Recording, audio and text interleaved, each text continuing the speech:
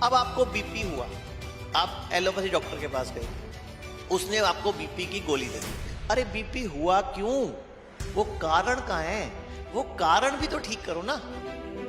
5,000 से ज्यादा लोग हो चुके हैं इकट्ठे जिनका डायलिसिस बंद हो गया, और लगभग 2,5-3 हजार लोग हैं जिनका डायलिसिस कम हो गया। तो आजकल एक बहुत बड़ी बीमारी आ गई, आपने जो पूछा किडनी फेल। अब किडनी फेल में होता क्या है, किडनी फेल में लोगों को बोला जाता है आप, उनका क्रिएटिनिन बढ़ जाता है, उनका यूरिया बढ़ जाता है। अब क्रिएटिनिन यूरिया बढ़ा क्यों, ये भी कोई चेक नहीं करता। अब किडनी फेल हुई क्यों, ये भी कोई चेक नहीं करता। होता क्या है, डायलिसिस शुरू हो जाता है। इस पानी के टब में बैठ के तो आप हैरान हो जाओगे ना खुद ही कि एक हमें डायलिसिस के लिए बोला जाता है, एक यहां मेरा खुद का सेल्फ डायलिसिस हो रहा है। कि जब कोई पेशेंट रूटीन में 2 घंटे बैठता है तो उसका डायलिसिस की जरूरत विद इन 7 to 10 डेज में बंद हो जाती है। देसी गाय अगर हो, जंगल में चरती हो, तो उसके दूध की दही बना के खा सकते हो। दूध नहीं पीना, दूध नालों दही चंगी। दूध से दही हजारों गुना अच्छी होती है। फार्मी अंडा वो है कि उस मुर्गी ने अपने जीवन काल में कभी मुर्गे की शक्ल ही नहीं देखी, उसको ग्रोथ हार्मोन, स्टेरॉइड, एंटीबायोटिक का इंजेक्शन लगा के उसके जननांगों को स्टिमुलेट कर करके अंडे निकाल रहे हैं। वो अंडा आपको हेल्थ कैसे दे सकता है, वो अंडा आपको ऑटो इम्यूनिटी दे सकता है, वो अंडा आपको कैंसर दे सकता है, वो अंडा आपको ब्लड को इन्फेक्टेड कर सकता है, वो आपकी किडनी फेल कर सकता है, वो लीवर फेल कर सकता है। अगर आप रॉ खाओगे, कच्चा खाओगे जैसा प्रकृति ने आपको दिया, या उस तरीके से खाओ कि उसको खाते रहे, उसमें जीवित फूड खाओ, नेचुरल फूड खाओ, वो एनर्जी देगा। ना तो किडनी फेल होगी, ना लीवर खराब होगा, ना कैंसर होगा। तो मैं दरअसल लोग क्यों उधर भेजते हैं, वो सारे उन्हें लगता है अंग्रेजी बोलते हैं, पढ़े लिखे हैं। हिंदी बोलने वाले पंजाबी बोलना ना अनपढ़ लगते हैं। सिर्फ असी ਉਹੀ पेशेंट ਲੈਂਦੇ ਆ ਜਿਨ੍ਹਾਂ ਨੂੰ ਡਾਕਟਰ ਜਵਾਬ ਦੇ ਦਿੰਦਾ ਇਹਨਾਂ ਦਾ ਕੁਝ ਨਹੀਂ ਹੋ ਸਕਦਾ। ਸਤਿ ਸ਼੍ਰੀ ਅਕਾਲ ਜੀ, ਤੁਸੀਂ ਦੇਖ ਰਹੇ ਹੋ ਪ੍ਰੋ ਪੰਜਾਬ ਟੀਵੀ। ਮੈਂ ਹਾਂ ਤੁਹਾਡੇ ਨਾਲ ਸੀਰਤ ਸੰਧੂ। ਸਮੇਂ ਤੇ ਹਾਲਾਤਾਂ ਨਾਲ ਮਨੁੱਖ ਬਦਲਦਾ ਹੈ, ਮਨੁੱਖ ਬਦਲਦਾ ਹੈ ਤਾਂ ਸਮਾਜ ਬਦਲਦਾ ਹੈ। ਜੇ ਆਪਾਂ ਪੁਰਾਣੇ ਸਮੇਂ ਦੀ ਗੱਲ ਕਰੀਏ, ਲੋਕ ਜੜੀਆਂ ਬੂਟੀਆਂ ਨਾਲ ਇਲਾਜ ਕਰਦੇ ਸੀ। ਫਿਰ ਸਮਾਂ ਬਦਲਿਆ, ਐਲੋਪੈਥੀ ਆ ਗਈ, ਅੰਗਰੇਜ਼ੀ ਦਵਾਈਆਂ ਆ ਗਈਆਂ, ਲੋਕ ਉਧਰ ਨੂੰ ਮੁੜ ਪਏ। ਪਰ ਹੁਣ ਫੇਰ ਸਮਾਂ ਅਜਿਹਾ ਆ ਰਿਹਾ ਹੈ ਕਿ ਲੋਕ ਮੁੜ ਆਯੁਰਵੇਦਾ ਵੱਲ ਜਾ ਰਹੇ ਹੈ। ਸਾਡੇ ਨਾਲ ਜੁੜੇ ਨੇ ਆਚਾਰਿਆ ਮਨੀਸ਼ ਜੀ, ਜੋ ਕਿ ਆਯੁਰਵੈਦਿਕ ਪ੍ਰੈਕਟਿਸਿਸ ਵਿੱਚ ਮਾਹਿਰ ਨੇ। ਅਸੀਂ ਉਹਨਾਂ ਨਾਲ ਗੱਲਬਾਤ ਕਰਦੇ ਹਾਂ ਤੇ ਜਾਣਕਾਰੀ ਲੈਂਦੇ ਹਾਂ। ਆਚਾਰਿਆ ਜੀ ਸਤਿ ਸ਼੍ਰੀ ਅਕਾਲ। ਨਮਸਕਾਰ ਜੀ। ਆਚਾਰਿਆ ਜੀ, ਜਿਵੇਂ ਕਿ ਮੈਂ ਹੁਣੇ ਸ਼ੁਰੂਆਤ 'ਚ ਕਿਹਾ ਕਿ ਸਮਾਂ ਬਦਲ ਰਿਹਾ ਹੈ, ਲੋਕਾਂ ਨੇ ਕਿਸੇ ਟਾਈਮ 'ਚ ਵੈਦ ਹੁੰਦੇ ਸੀਗੇ, ਵੈਦਾਂ ਨੇ ਦਵਾਈਆਂ ਦੇਣੀਆਂ, ਜੜੀਆਂ ਬੂਟੀਆਂ, ਫਿਰ ਐਲੋਪੈਥੀ ਆ ਗਈ, ਲੋਕ ਅੰਗਰੇਜ਼ੀ ਦਵਾਈਆਂ ਵੱਲ ਵੱਧ ਗਏ। ਹੁਣ ਦੁਬਾਰਾ ਲੋਕ ਆਯੁਰਵੇਦਾ ਵਿੱਚ ਧਿਆਨ ਦੇ ਰਹੇ ਆ, ਆਪਦਾ ਯਕੀਨ ਦਿਖਾ ਰਹੇ ਆ। ਤੁਸੀਂ ਕੀ ਕਹਿਣਾ ਚਾਹੋਗੇ? ਦੇਖੋ, ਲੌਟ ਕੇ ਬੁੱਧੂ ਘਰ ਨੂੰ ਆਏ। ਮੈਂ ਤਾਂ ਇਹ ਕਹਿਣਾ ਚਾਹੂੰਗਾ ਕਿ ਪਹਿਲਾਂ ਵੀ ਤੁਹਾਨੂੰ ਆਯੁਰਵੇਦ ਛੱਡਣਾ ਹੀ ਨਹੀਂ ਚਾਹੀਦਾ ਸੀ। ਅੰਗਰੇਜ਼ ਆਏ ਸੀ ਸਾਨੂੰ ਤੋੜਨ ਵਾਸਤੇ, ਉਹ ਸਾਡੀ ਸੰਸਕ੍ਰਿਤੀ ਨੂੰ ਖਤਮ ਕਰਕੇ, ਸਾਨੂੰ ਡਿਵਾਈਡ ਕਰਕੇ, ਰੂਲ ਕਰਕੇ ਚਲੇ ਗਏ, ਆਪਣੀ ਗੱਲਾਂ ਛੱਡ ਗਏ। ਇਹ ਆਪਾਂ ਨੂੰ ਸੋਚਣਾ ਸੀ। ਅਸੂਲ ਕੀ ਕਹਿੰਦਾ ਹੈ ਕਿ ਜਿਹੜੀ ਮੈਨੇਜਮੈਂਟ ਹੈ ਇਹ ਆਯੁਰਵੇਦ ਦੇ ਹੱਥ 'ਚ ਹੋਣੀ ਚਾਹੀਦੀ ਹੈ, ਜਿਹੜਾ ਸਿਰਫ ਐਮਰਜੈਂਸੀ ਐਲੋਪੈਥੀ ਕੋਲ ਹੋਣੀ ਚਾਹੀਦੀ ਹੈ। ਲੇਕਿਨ ਅੱਜ ਕੱਲ੍ਹ ਮੈਨੇਜਮੈਂਟ ਵੀ ਆਯੁਰਵੇਦ ਕੋਲ, ਐਲੋਪੈਥੀ ਕੋਲ ਹੈ, ਤੇ ਐਮਰਜੈਂਸੀ ਵੀ ਐਲੋਪੈਥੀ ਕੋਲ ਹੈ। ਲੋਕ ਸਾਡੇ ਕੋਲ ਪਤਾ ਕਦੋਂ ਆਉਂਦੇ ਹੈ, ਜਦੋਂ ਐਲੋਪੈਥੀ ਤੋਂ ਜਵਾਬ ਮਿਲ ਜਾਂਦਾ ਹੈ, ਕਿਡਨੀ ਫੇਲ ਹੋ ਗਈ, ਲੈ ਜਾਓ, ਇਹਨਾਂ ਦਾ ਕੁਝ ਨਹੀਂ ਹੋ ਸਕਦਾ ਜੀ, ਟ੍ਰਾਂਸਪਲਾਂਟ ਕਰਾਓ, ਡਾਇਲਿਸਿਸ ਕਰਾਓ ਬਸ। ਲੀਵਰ ਫੇਲ ਹੋ ਗਿਆ, ਪੇਟੇ ਪਾਣੀ ਭਰ ਗਿਆ, ਲੈ ਜਾਓ। ਸਟੇਜ 4 ਕੈਂਸਰ ਹੋ ਗਿਆ, ਲੈ ਜਾਓ। ਮਤਲਬ ਜਦੋਂ ਲੈ ਜਾਓ ਉਦੋਂ ਆਯੁਰਵੇਦ ਜਾਂਦੇ ਆ, ਤੇ ਉਦੋਂ ਅਸੀਂ ਠੀਕ ਕਰ ਲੈਂਦੇ ਆ। ਸੋਚੋ ਅਗਰ ਪਹਿਲਾਂ ਹੀ ਆ ਜਾਂਦੇ ਤੇ ਅਸੀਂ ਕਿੰਨੀ ਜਲਦੀ ਠੀਕ ਕਰ ਲੈਂਦੇ। ਆਚਾਰਿਆ ਜੀ, ਜੇ ਮੈਂ ਸਿੰਪਲ ਸ਼ਬਦਾਂ 'ਚ ਪੁੱਛਾਂ, ਦੋਨਾਂ 'ਚ ਫਰਕ ਕੀ ਹੈ, ਐਲੋਪੈਥੀ 'ਚ ਤੇ ਆਯੁਰਵੈਦਿਕ ਦਵਾਈਆਂ ਵਿੱਚ? ਕਿਹਾ ਜਾਂਦਾ ਐਲੋਪੈਥੀ ਜਿਹੜੀਆਂ ਦਵਾਈਆਂ ਹੁੰਦੀਆਂ ਉਹਨਾਂ ਵਿੱਚ ਉਹਨਾਂ ਦੇ ਨੁਕਸਾਨ ਬੜੇ ਹੈ, ਫਿਰ ਤੁਸੀਂ ਕਹੋਗੇ ਕਿ ਆਯੁਰਵੈਦਿਕ ਦਵਾਈਆਂ ਦਾ ਕੋਈ ਨੁਕਸਾਨ ਨਹੀਂ? ਮੈਂ ਇੱਕ ਛੋਟੀ ਜੀ ਗੱਲ ਕਰਨਾ ਚਾਹੂੰਗਾ। ਜਿਹੜਾ ਵੀ ਦਰਸ਼ਕ ਇਸ ਪ੍ਰੋਗਰਾਮ ਨੂੰ ਦੇਖ ਰਿਹਾ ਹੈ, ਜਿਹੜੀ ਵੀ ਐਲੋਪੈਥੀ ਦੀ ਗੋਲੀ ਖਾ ਰਿਹਾ, ਅਗਰ ਬੀਪੀ ਦੀ ਗੋਲੀ ਖਾ ਰਿਹਾ ਪਿਛਲੇ ਕਈ ਸਾਲਾਂ ਤੋਂ, ਸ਼ੂਗਰ ਦੀ ਗੋਲੀ ਖਾ ਰਿਹਾ ਕਈ ਸਾਲਾਂ ਤੋਂ, ਲੀਵਰ ਦੀ ਗੋਲੀ ਖਾ ਰਿਹਾ ਕਈ ਸਾਲਾਂ ਤੋਂ, ਸਿਰਫ ਨੈਟ ਤੇ ਉਹ ਗੋਲੀ ਦਾ ਨਾਮ ਪਾਵੇ ਤੇ ਪੁੱਛੇ ਸਵਾਲ ਗੂਗਲ ਤੋਂ। ਗੂਗਲ ਤਾਂ ਅੱਜ ਕੱਲ੍ਹ ਪੁੱਛ ਕੇ ਦੱਸਦੀ ਹੈ ਕਿ ਇਹਦੇ ਸਾਈਡ ਇਫੈਕਟ ਦੱਸੋ, ਇੰਨੀ ਲੰਬੀ ਲਿਸਟ ਖੋਲ ਜੂਗੀ। ਮੈਂ ਕਹਿੰਦਾ ਆਯੁਰਵੇਦ ਦੀ ਇੱਕ ਗੋਲੀ ਦਾ ਨਾਂ ਪਾਓ, ਇੱਕ ਵੀ ਸਾਈਡ ਇਫੈਕਟ ਆ ਜਾਏ ਤਾਂ ਦੱਸਣਾ ਮੈਨੂੰ। ਆਯੁਰਵੇਦ ਦੀ ਪਹਿਲੀ ਗੱਲ ਤਾਂ ਦਵਾਈ ਨਹੀਂ ਹੁੰਦੀ, ਉਹ ਜੜੀ ਬੂਟੀਆਂ ਦੇ ਪੱਤੇ ਜਾਂ ਉਹਨਾਂ ਦੇ ਤਣੇ ਜਾਂ ਉਹਨਾਂ ਦੀ ਜੜ੍ਹਾਂ ਤੋਂ ਦਵਾਈਆਂ ਤਿਆਰ ਹੁੰਦੀਆਂ, ਤੇ ਉਹ ਸਾਡੀ ਬੋਡੀ ਵਾਸਤੇ ਬਹੁਤ ਜ਼ਿਆਦਾ ਬੈਨੀਫੀਸ਼ੀਅਲ ਹੁੰਦੀਆਂ। ਜਿਵੇਂ ਹੁਣ ਤੁਲਸੀ ਹੈ, ਗਿਲੋਏ ਹੈ, अश्वगंधा है, शतावर है, या नीम ਦੇ ਪੱਤੇ ਹੈ, ਜਾਂ ਕੜੀ ਪੱਤਾ, ਤੁਹਾਡੇ ਘਰੇ ਕੜੀ ਪੱਤਾ ਹੈ? ਲੋਕ ਕਹਿੰਦੇ ਸਾਡੇ ਆਇਰਨ ਦੀ ਕਮੀ ਹੋ ਗਈ, ਕਿੰਨੇ ਕਿੰਨੇ ਸਾਲ ਗੋਲੀਆਂ ਖਾਂਦੇ ਆ। ਫੀਮੇਲਸ ਨੂੰ 9-9 ਮਹੀਨੇ ਸਰਕਾਰ ਆਇਰਨ ਦੀ ਗੋਲੀਆਂ ਖਵਾਉਂਦੀ ਹੈ। ਮੈਂ ਕਹਿੰਦਾ 5 ਕੜੀ ਪੱਤੇ 7 ਦਿਨ ਲਗਾਤਾਰ ਖਾ ਲਓ, 5 ਕੜੀ ਪੱਤੇ ਚਬਾ ਚਬਾ ਕੇ 7 ਦਿਨ ਲਗਾਤਾਰ ਖਾ ਲਓ, ਫਿਰ 3 ਮਹੀਨੇ ਬਾਅਦ ਦੁਬਾਰਾ ਖਾ ਲਓ, ਤੁਸੀਂ ਆਪਣਾ ਆਇਰਨ ਲੈਵਲ ਚੈੱਕ ਕਰਾ ਲਓ। ਕਦੀ ਤੁਹਾਡਾ ਘਟ ਜਾਵੇ ਤਾਂ ਫੜ ਲੈਣਾ ਮੈਨੂੰ, ਮਤਲਬ ਹੀ ਨਹੀਂ। ਤੇ ਲੋਕਾਂ ਨੂੰ ਪਤਾ ਨਹੀਂ, ਉਹ ਬਸ ਅੰਧਾ ਦੌੜ ਅੰਗਰੇਜ਼ੀ ਬੋਲ ਰਿਹਾ ਤਾਂ ਵਾਸਤੇ ਐਲੋਪੈਥੀ ਡਾਕਟਰ ਅੱਛਾ ਹੈ, ਉਹਦੇ ਵਾਸਤੇ ਪਿੱਛੇ ਭੱਜੀ ਜਾਂਦੇ ਆ। ਜਦ ਕਿ ਤੁਹਾਡੇ ਆਪਣੇ ਇਸ ਦੇਸ਼ ਦੀ ਪੈਥੀ ਆਯੁਰਵੇਦ ਨੈਚੁਰੋਪੈਥੀ ਨੂੰ ਫੜੋ। ਅਸੀਂ ਲੋਕ ਪਿਛਲੇ ਕਿੰਨੇ ਸਾਲ ਤੋਂ kidney fail, liver fail, stage 4 cancer, autoimmune diseases ਜਿੰਦੇ 'ਚ ਆਰਥਰਾਈਟਸ ਵਗੈਰਾ ਸਾਰੇ, ਸੋਰਾਇਸਿਸ, ਲਿਊਕੋਡਰਮਾ ਸਾਰੇ ਹੈਗੇ ਆ। ਅਸੀਂ ਇਹ ਸਭ ਤੇ ਕੰਮ ਕਰ ਰਹੇ ਹਾਂ। ਤਾਂ ਤੁਹਾਨੂੰ ਪਤਾ ਵੀ ਹੈ ਸਾਡਾ ਚੰਡੀਗੜ੍ਹ 'ਚ ਹਸਪੀਟਲ ਹੈਗਾ ਜਿਹੜਾ 100 ਬੈੱਡ ਦਾ, ਤੇ ਸਾਡੇ ਕੋਲ 1-1 ਮਹੀਨੇ ਦੀ ਐਡਵਾਂਸ ਬੁਕਿੰਗ ਚੱਲਦੀ ਹੈ। ਸਿਰਫ ਅਸੀਂ ਉਹੀ ਪੇਸ਼ੈਂਟ ਲੈਂਦੇ ਆ ਜਿਨ੍ਹਾਂ ਨੂੰ ਡਾਕਟਰ ਜਵਾਬ ਦੇ ਦਿੰਦਾ ਇਹਨਾਂ ਦਾ ਕੁਝ ਨਹੀਂ ਹੋ ਸਕਦਾ। ਆਚਾਰਿਆ ਜੀ, ਜਿਵੇਂ ਤੁਸੀਂ ਦੱਸਿਆ ਜਿਹੜੇ ਲਾ ਇਲਾਜ ਰੋਗ ਨੇ, ਭਾਵੇਂ ਡਾਇਲਿਸਿਸ ਦੀ ਗੱਲ ਕਰ ਲਈਏ, ਲਿਵਰ ਦੀ ਗੱਲ ਕਰ ਲਈਏ, ਕੈਂਸਰ ਸਟੇਜ 4 ਕੈਂਸਰ ਹੈ ਉਹਦੀ ਗੱਲ ਕਰ ਲਈਏ, ਸਭ ਤੋਂ ਪਹਿਲਾਂ ਆਪਾਂ ਕਿਡਨੀ ਡਾਇਲਿਸਿਸ ਦੀ ਗੱਲ ਕਰਦੇ ਹਾਂ, ਉਹਨੂੰ ਕਿਵੇਂ ਫਿਕਸ ਕਰਦੇ ਹੋ? ਦੇਖੋ, ਕਿਡਨੀ ਡਾਇਲਿਸਿਸ ਹੈ ਕੀ? ਆਯੁਰਵੇਦ ਕਹਿੰਦਾ ਹੈ सर्वेषाणाम रोगाणाम निदानम कुपिता मला, कि सर्व रोग का कारण मेरे शरीर में पड़े हुए कुपित मल यानी कि गंदगी है, उनको निकाल दो, सर्व रोग ठीक हो गए। तो मेरे शरीर में किडनी फेल हो क्यों रही है, पहले ये समझना होगा। किडनी फेल हो रही है बीपी हाई रहने से या बीपी हाई की गोली खाने से, शुगर हाई रहने से या शुगर हाई की गोली खाने से, पेन किलर्स खाने से, एसिडिटी को कंट्रोल करने की गोलियां खाने से, या जबरदस्ती को बुखार उतारने से। आयुर्वेद में फोड़ा, फुंसी, उल्टी, दस्त, जुकाम और बुखार को मित्र कहा गया है। शायद 90% से ज्यादा लोगों को पता ही नहीं कि बुखार मेरे भले के लिए आता है। अगर कभी बुखार चढ़े, जुकाम आए, फोड़े आए, फुंसी आए, उल्टी लगे, दस्त लगे, भगवान को थैंक यू बोलो, गुरुद्वारे में मंदिर में जाके प्रसाद चढ़ाओ, आपका कैंसर बच गया। अगर आपको बुखार आया तो बॉडी ने अपना टेम्परेचर बढ़ाया। मैं आपको एक चीज और बोलना चाहूंगा, ये जो गर्दन के ऊपर का हिस्सा है इसको हम इंटेलिजेंट मानते हैं। हम क्या इंटेलिजेंट हिस्सा किसको मानते हैं? दिमाग को। जबकि आप सबको बता दूं, इस गर्दन के ऊपर के हिस्से से ये गर्दन के नीचे वाला हिस्सा हजारों गुना ज्यादा इंटेलिजेंट है। लेकिन लोग इस बात को जब समझ जाएंगे तो वो अपना इलाज करना भी समझ जाएंगे, और आपको पता भी लग जाएगा किडनी फेल में लोग क्या करते हैं और बॉडी क्या करती है। बेसिकली शरीर जो कुछ भी करता है मरने से बचने के लिए करता है, अपने आप को बचाने के लिए करता है। जैसे आप शादी में गए, आपने खूब सारा खा लिया, तो खा तो लिया, आके आपको उल्टियां लग गई। अब मॉडर्न चिकित्सक क्या बोलेगा? आपको फूड पॉइजनिंग हो गई। जबकि आयुर्वेद क्या कहेगा कि आपकी बॉडी को वो गंध पसंद नहीं आया, उसने निकाल के बाहर फेंका। अब बताओ अच्छा कौन है? आपको शादी में खूब खा के आए, आपको पोटियां लग गई, आप मॉडर्न चिकित्सक के पास जाओगे, वो पोटियां रोकने की, उल्टी रोकने की गोली दे देगा। आयुर्वेद क्या बोलेगा? अरे भाई अच्छा हो गया, आपकी बॉडी को वो गंध पसंद नहीं आया, बॉडी निकाल के बाहर फेंक रही है। अगर बॉडी उसको, अब आप जबरदस्ती गोली खा के उन पोटियों को या उल्टी को रोक लोगे तो बड़ा रोग पैदा होगा। आप कहीं बाहर गए, आपने कुछ उल्टा पुल्टा खाया, आपकी पूरी बॉडी पे दाने हो गए, या फुंसी हो गई, या फोड़े हो गए, तो बॉडी ने वो टॉक्सिन्स निकाल दिए। अगर वो रख लेती और बाद में उसको कैंसर बना देती तो किसका नुकसान होता? तो शरीर इंटेलिजेंट है। सबसे पहले हमें समझना पड़ेगा शरीर इंटेलिजेंट है दिमाग के मुकाबले कईयों गुना, हजारों गुना। अब आपको बीपी हुआ, आप एलोपैथी डॉक्टर के पास गए, उसने आपको बीपी की गोली दे दी। अरे बीपी हुआ क्यों? वो कारण कहाँ है? वो कारण भी तो ठीक करो ना, नहीं तो आप तो जबरदस्ती सप्रेस कर रहे हो बीपी को, ऐसे ही आप शुगर को कर रहे हो। तो आजकल एक बहुत बड़ी बीमारी आ गई, आपने जो पूछा किडनी फेल। अब किडनी फेल में होता क्या है? किडनी फेल में लोगों को बोला जाता है आप, उनका क्रिएटिनिन बढ़ जाता है, उनका यूरिया बढ़ जाता है। अब क्रिएटिनिन यूरिया बढ़ा क्यों, ये भी कोई चेक नहीं करता। अब किडनी फेल हुई क्यों, ये भी कोई चेक नहीं करता। होता क्या है?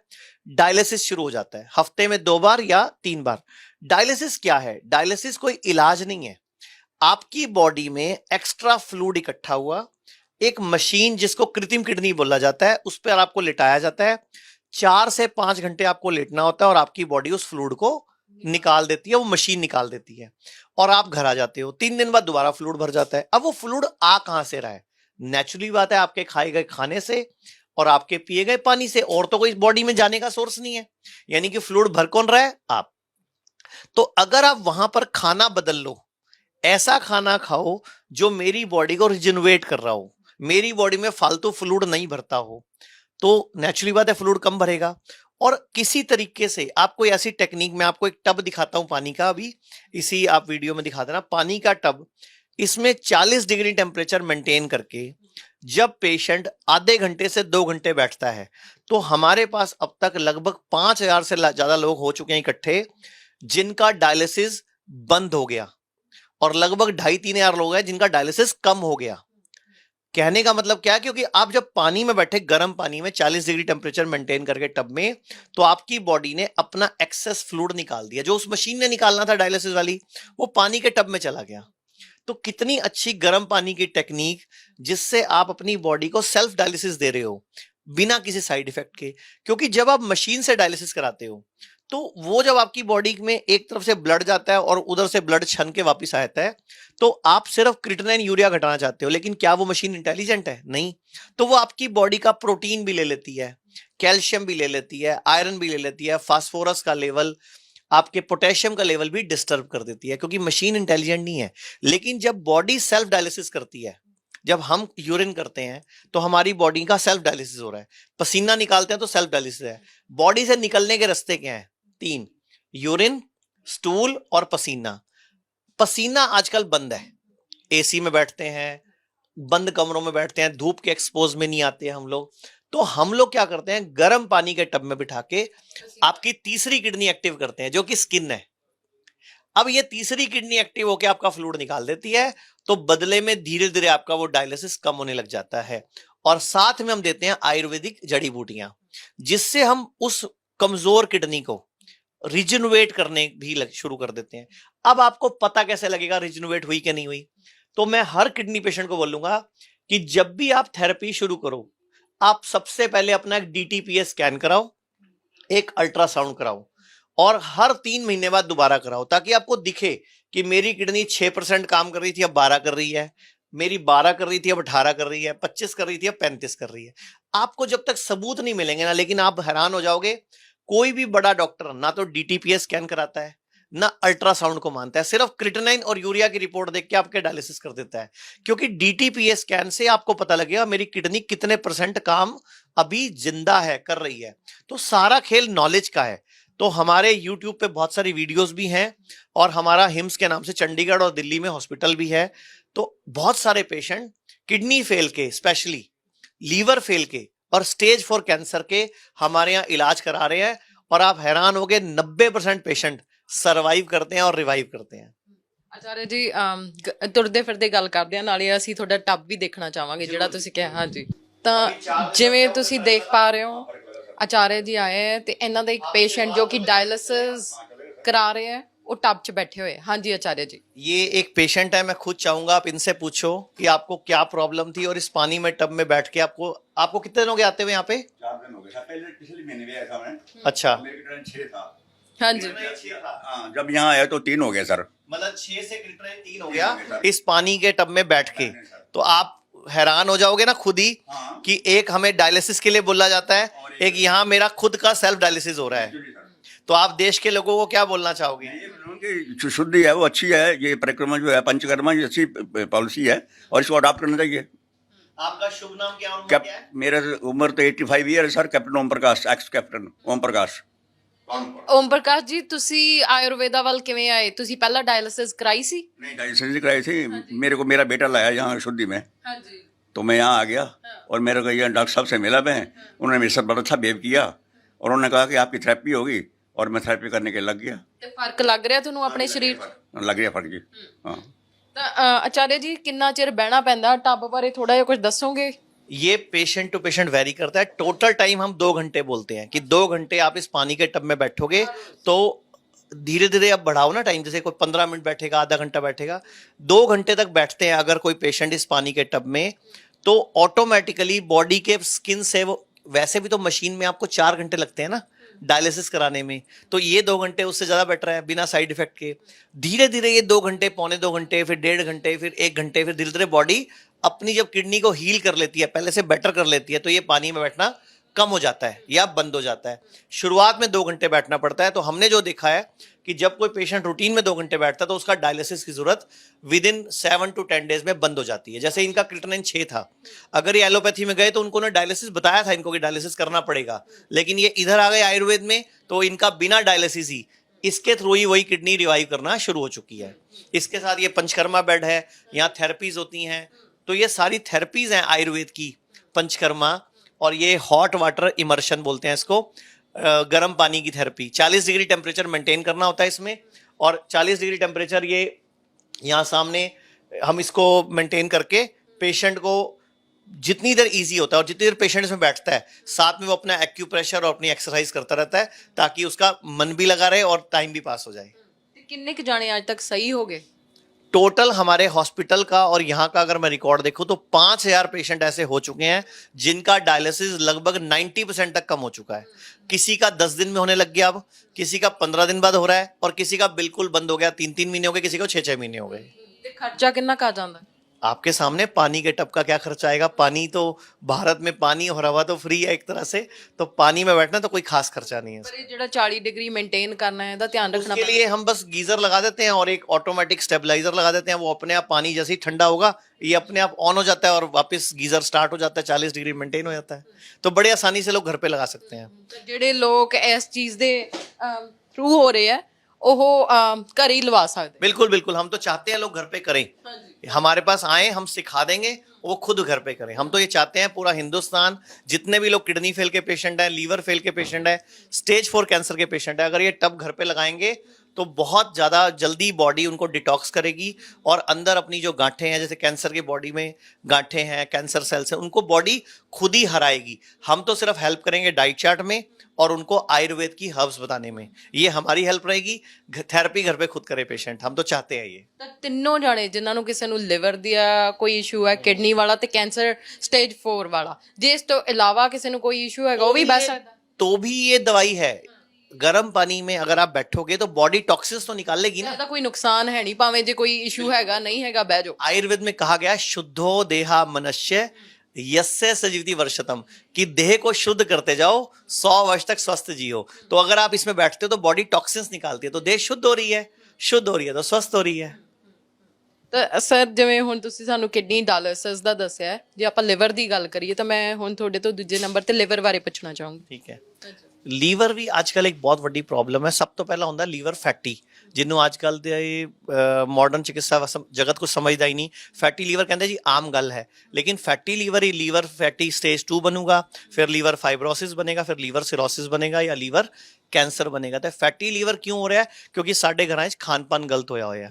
ਆਪਾਂ ਸਾਰੇ ਲੋਕ ਦੁੱਧ, ਚਾਵਲ ਤੇ ਗੇਹੂੰ ਇਹ ਸਾਡਾ ਫਿਕਸ ਫੂਡ ਹੋਇਆ ਪਿਆ, ਜਦਕਿ ਅੱਜ ਤੋਂ ਅਗਰ 100 ਸਾਲ ਪਿੱਛੇ ਚੱਲੋ ਤੇ ਸਾਡੇ ਕੋਲ ਆਪਸ਼ਨ ਸੀ 10-12 ਤਰ੍ਹਾਂ ਦੇ ਅਨਾਜਾਂ ਦੇ। ਅੱਜ ਕੱਲ ਆਪਾਂ ਸਿਰਫ 2 ਅਨਾਜਾਂ ਦੇ ਜਿੰਦੇ ਹੈਗੇ ਆ, ਗੇਹੂੰ ਤੇ ਚਾਵਲ, ਜਦਕਿ ਪਹਿਲਾਂ ਪੂਰਾ ਸਾਲ ਕੋਈ ਗੇਹੂੰ ਨਹੀਂ ਖਾਂਦਾ ਸੀ, ਪੂਰਾ ਸਾਲ ਕੋਈ ਚਾਵਲ ਨਹੀਂ ਖਾਂਦਾ ਸੀ। ਲੋਕ ਬਾਜਰਾ, ਰਾਗੀ, ਮੱਕੀ, ਹਰ ਤਰ੍ਹਾਂ ਦਾ ਅਨਾਜ ਯੂਜ਼ ਕਰਦੇ ਸੀ। ਤੇ ਇਹ ਸਾਡੀ ਗਲਤੀਆਂ ਨੇ ਜਿੰਦੇ ਕਰਕੇ ਸਾਡੇ ਲੀਵਰ ਖਰਾਬ ਹੋ ਰਿਹਾ। ਦੂਜਾ, ਇਸ ਟਾਈਮ ਦੁੱਧ ਪੂਰਾ ਨਕਲੀ ਹੈ ਪੂਰੀ ਤਰ੍ਹਾਂ ਤੋਂ, ਤੇ ਗਾਵਾਂ ਮੱਝਾਂ ਤੋਂ ਜਿਹੜਾ ਦੁੱਧ ਲਿੱਤਾ ਜਾਂਦਾ ਉਹ ਨੈਚੁਰਲ ਤਰੀਕੇ ਤੋਂ ਨਹੀਂ ਲਿੱਤਾ ਜਾਂਦਾ, ਜਿੰਦੀ ਵਜ੍ਹਾ ਤੋਂ ਦੁੱਧ ਕਰਕੇ ਵੀ ਤੇ ਸਾਡੇ ਖਾਣ ਪਾਨ ਕਰਕੇ ਵੀ ਲੀਵਰ ਫੈਟੀ ਹੋ ਰਿਹਾ ਤੇ ਲੀਵਰ ਖਰਾਬ ਹੋ ਰਿਹਾ। ਫਿਰ ਦੁੱਧ, ਜਿਵੇਂ ਦੁੱਧ ਦੀ ਗੱਲ ਕਰਦੇ ਆ ਆਪਾਂ, ਤੁਸੀਂ ਕਿਹਾ ਕਿ ਦੁੱਧ ਚੰਗਾ ਨਹੀਂ। ਹੁਣ ਮੇਰੇ ਵਰਗਾ ਬੰਦਾ ਜਿਹੜਾ ਜਿਉਂਦਾ ਹੀ ਦੁੱਧ ਤੇ ਆਇਆ, ਹੋਰ ਬੜੇ ਲੋਕ ਹੋਣਗੇ ਜਿਹੜੇ ਦੁੱਧ ਨੂੰ ਬਹੁਤ ਪਸੰਦ ਕਰਦੇ ਆ, ਤਾਂ ਉਹਨੂੰ ਕਿਵੇਂ ਰਿਪਲੇਸ ਕਰੀਏ ਤੇ ਉਹਦੀ ਥਾਂ ਤੇ ਕੀ ਲੈਣਾ ਚਾਹੀਦਾ? ਉਹਦੀ ਜਗ੍ਹਾ ਤੇ ਮੈਂ ਤੁਹਾਨੂੰ ਸਾਰੀ ਚੀਜ਼ਾਂ ਦੱਸ ਦੇਣਾ, ਬਹੁਤ ਸਾਰੇ ਆਪਸ਼ਨਸ ਨੇ ਆਪਣੇ ਕੋਲ। ਦੇਖੋ, ਮੈਂ ਤੁਹਾਨੂੰ ਦੁੱਧ ਦੇ ਬਾਰੇ ਕਹਿਣਾ ਚਾਹਾਂਗਾ, ਦੁੱਧ ਕਦੀ ਵੀ ਤੁਸੀਂ ਨੋਟਿਸ ਕਰੋ, ਦੁੱਧ ਕੌਣ ਦਿੰਦਾ ਹੈ? ਦੁੱਧ ਮਾਂ ਦਿੰਦੀ ਹੈ, ਭਾਵੇਂ ਉਹ ਬੱਚੇ ਦੀ ਮਾਂ ਹੈ, ਭਾਵੇਂ ਉਹ ਬਛੜੇ ਦੀ ਮਾਂ ਹੈ, ਭਾਵੇਂ ਉਹ ਭੈਂਸ ਦਾ ਬੱਚਾ ਹੈ। ਦੁੱਧ ਉਦੋਂ ਆਉਂਦਾ ਜਦੋਂ ਮਾਂ ਮਤਲਬ ਮਾਂ ਬੰਦੀ ਹੈ, ਉਹ ਪ੍ਰੈਗਨੈਂਟ ਹੁੰਦੀ ਹੈ, ਉਸ ਤੋਂ ਬਾਅਦ ਦੁੱਧ ਆਉਂਦਾ ਹੈ। ਤੇ ਦੁੱਧ ਦੇ ਆਉਣ 'ਚ ਤੇ ਦੁੱਧ ਦੇ ਬੰਦ ਹੋਣੇ 'ਚ ਮਾਂ ਦਾ ਕੋਈ ਹੱਥ ਹੈ? ਪ੍ਰਕਿਰਤਿਕ ਹੈ, ਠੀਕ ਹੈ। ਜਦੋਂ ਦੁੱਧ ਆਪਣੇ ਘਰਾਂ 'ਚ ਆਉਂਦਾ ਹੈ, ਮਾਂ ਦੇ ਸਤਨਾਂ 'ਚ ਆਉਂਦਾ ਹੈ, ਪਹਿਲੇ ਦਿਨ ਤੋਂ ਲੈ ਕੇ 5-6 ਦਿਨ ਤੱਕ ਦੁੱਧ ਅਲੱਗ ਤਰੀਕੇ ਦਾ ਹੁੰਦਾ ਹੈ, ਹਾਈ ਕੋਲੇਸਟ੍ਰੋਲ ਹੁੰਦਾ ਹੈ, ਕਿਉਂਕਿ ਬੱਚੇ ਨੂੰ ਉਸ ਤਰ੍ਹਾਂ ਦਾ ਦੁੱਧ ਚਾਹੀਦਾ ਹੈ। 3 ਮਹੀਨੇ ਤੱਕ ਦੁੱਧ ਅਲੱਗ ਤਰੀਕੇ ਦਾ ਹੁੰਦਾ ਹੈ, 6ਵੇਂ ਮਹੀਨੇ ਤੱਕ ਦੁੱਧ ਅਲੱਗ ਤਰੀਕੇ ਦਾ ਹੁੰਦਾ ਹੈ, 9ਵੇਂ ਮਹੀਨੇ ਤੱਕ ਦੁੱਧ ਅਲੱਗ ਤਰੀਕੇ ਦਾ ਹੁੰਦਾ ਹੈ। ਜਦੋਂ ਕੋਈ ਛੋਟਾ ਬੱਚਾ ਦੁੱਧ ਪੀਂਦਾ ਹੈ ਤੁਸੀਂ ਦੇਖੋ ਦੁੱਧ ਪੀਂਦਾ ਹੈ, ਲੇਕਿਨ ਅਗਰ ਉਹਨੂੰ ਬਾਈ ਚਾਂਸ ਉਬਾਕਾ ਆਏ ਤੇ ਦੁੱਧ ਨਹੀਂ ਨਿਕਲਦਾ, ਦਹੀਂ ਵਰਗਾ ਕੁਝ ਨਿਕਲਦਾ ਹੈ। ਕਿਉਂਕਿ ਸਾਡੀ ਬਾਡੀ ਵਿੱਚ 3 ਸਾਲ ਦੀ ਉਮਰ ਤੱਕ ਦੁੱਧ ਨੂੰ ਡਾਈਜੈਸਟ ਕਰਨ ਦੇ, ਉਹਨੂੰ ਤੋੜਨ ਦੇ, ਉਹਦੇ ਪ੍ਰੋਟੀਨ ਨੂੰ ਡਿਵਾਈਡ ਕਰਨ ਦੇ, ਮਨਕੇ ਨੂੰ ਤੋੜਨ ਦੇ ਐਂਜ਼ਾਈਮਸ ਹੁੰਦੇ ਹੈ। 3 ਸਾਲ ਦੀ ਉਮਰ ਤੋਂ ਬਾਅਦ ਉਹ ਸਾਡੀ ਬਾਡੀ 'ਚ ਐਂਜ਼ਾਈਮ ਹੁੰਦੇ ਹੀ ਨਹੀਂ, ਯਾਨੀ ਕਿ ਅਸੀਂ ਦੁੱਧ ਹਜਮ ਨਹੀਂ ਕਰ ਸਕਦੇ। ਤੇ ਸੋਚੋ ਤੁਸੀਂ, ਅਗਰ ਆਪਾਂ ਦੁੱਧ ਪੀਂਦੇ ਆ ਤੇ ਆਪਾਂ ਉਲਟੀ ਆਵੇ ਤੇ ਆਪਾਂ ਦੀ ਉਲਟੀ 'ਚ ਦੁੱਧ ਨਿਕਲਦਾ ਹੈ। ਦੁੱਧ ਬੇਸਿਕਲੀ ਭਾਰਤ ਇਸ ਟਾਈਮ ਆਟੋ ਇਮਿਊਨ ਡਿਜ਼ੀਜ਼ ਦਾ ਸਭ ਤੋਂ ਵੱਡਾ ਕਾਰਨ ਹੈ। ਉਹਦੀ ਵਜ੍ਹਾ ਕਿ ਜਿਵੇਂ ਤੁਸੀਂ ਗਾਂ ਜਾਂ ਮੱਝ ਦਾ ਦੁੱਧ ਪੀਂਦੇ ਹੋ, ਉਹ ਵੀ ਬੱਚਾ ਜੰਮਿਆ ਅਲੱਗ ਤਰੀਕੇ ਦਾ ਦੁੱਧ, 3 ਮਹੀਨੇ ਬਾਅਦ ਅਲੱਗ ਤਰੀਕੇ ਦਾ ਦੁੱਧ, 6 ਮਹੀਨੇ ਦਾ ਅਲੱਗ ਤਰੀਕੇ ਦਾ ਦੁੱਧ, 9 ਮਹੀਨੇ ਦਾ ਅਲੱਗ ਤਰੀਕੇ ਦਾ ਦੁੱਧ। ਤੇ ਫਿਰ ਨੈਚੁਰਲੀ ਗੱਲ ਹੈ ਉਹ ਕਿਸ ਤਰੀਕੇ ਦਾ ਦੁੱਧ ਦੇ ਰਿਹਾ, ਉਹ ਆਪਣੇ ਬੱਚੇ ਦੀ ਗਰੋਥ ਦੇ ਅਕੋਰਡਿੰਗ ਦੇ ਰਿਹਾ। ਕਿਉਂਕਿ ਜਦੋਂ ਬੱਚਾ ਪੈਦਾ ਹੁੰਦਾ 350 ਤੋਂ ਉੱਪਰ ਹੱਡੀਆਂ ਲੈ ਕੇ ਪੈਦਾ ਹੁੰਦਾ ਹੈ। ਤੁਸੀਂ ਦੇਖੋ ਤੇ ਬਾਅਦ ਵਿੱਚ ਆਪਣੀ ਬਾਡੀ 206 ਹੱਡੀਆਂ ਬਣ ਜਾਂਦੀਆਂ। ਤੇ ਤੁਸੀਂ ਇਹ ਚੀਜ਼ ਨੋਟਿਸ ਕਰੋ ਕਿ ਜਦੋਂ ਆਪਾਂ ਦੁੱਧ ਪੀਂਦੇ ਆ, ਦੁੱਧ ਦੇ ਕੌਣ ਰਿਹਾ, ਗਾਂ ਜਾਂ ਮੱਝ? ਠੀਕ ਹੈ, ਪਹਿਲਾਂ ਤਾਂ ਮੈਂ ਤੁਹਾਨੂੰ ਪੁੱਛਾਂਗਾ ਗਾਂ ਤੇ ਮੱਝ ਦੀ ਗੱਲ ਕਰਦੇ ਆ। हिंदुस्तान ने गां के उत्ते कहावत किया है, गाय हमारी माँ है। जब भैंस के ऊपर अकल बड़ी के गई भैंस पानी में, काला अक्षर भैंस बराबर, जिसकी लाठी उसकी भैंस, भैंस के आगे बीन बजाना। पहली बात तो गाय और भैंस पे कहावतें हैं। अब ये कहावतें किसने बनाई? हमारे किसी पूर्वज ने कुछ सोच समझ के बनाई होंगी। तो उन्होंने क्या बोला, उन्होंने गाय को माँ कहा, भैंस को नहीं कहा। तो इसका मतलब भैंस का दूध पीने लायक नहीं है उनकी नजरों में, या हो सकता है उन्होंने काली भैंस देखी कहावतें बना दी, मे भी। तो अब हम साइंस की बात करते हैं। ਤੇ ਗਾਂ ਦਾ ਪੀ ਸਕਦੇ ਆ ਦੁੱਧ, ਜਿਵੇਂ ਤੁਸੀਂ ਕਿਹਾ ਮੱਝ ਦਾ ਨਹੀਂ ਪੀ ਸਕਦੇ? देसी गाय अगर हो, जंगल में चरती हो, तो उसके दूध की दही बना के खा सकते हैं। दूध नहीं पीना, ਤਾਂ ਦੁੱਧ ਨਾਲੋਂ ਦਹੀਂ ਚੰਗੀ? दूध से दही हजारों गुना अच्छी होती है। दूध नहीं पीना, दही खाओ। कभी आपने कान्हा के बारे में, कृष्ण कन्हैया के बारे में सुना है? उसको कभी दूध चोर लिखा गया? माखन चोर लिखा गया, दही का चोर लिखा गया। तो कहीं दूध का जिक्र नहीं है, हमारे शास्त्रों में भी नहीं है, ग्रंथों में भी नहीं है। दूध आया कहां से? दूध गाय भैंस देती हैं अपने बच्चों के लिए, हमारे लिए नहीं। और दूसरी बात, दूध जब माँ देती है वो कब देती है? जब वो, मैंने बताया, बच्चा देती है। जब गाय को पहला बच्चा होना चाहिए, असूल से उसकी उम्र 4 साल होनी चाहिए, लेकिन आजकल 15 महीने की बछड़ी को ही प्रेग्नेंट करके माँ बना देते हैं। 9 महीने प्रेगनेंसी रहती है, फिर 9 महीने लगभग दूध आता है। अब जब 9 महीने की प्रेगनेंसी होती है, वो 9 महीने दूध देती है, तो 9 महीने बाद 1 साल तक का गैप डलना चाहिए यूट्रस को मजबूत होने के लिए, तब दोबारा प्रेग्नेंट होना चाहिए।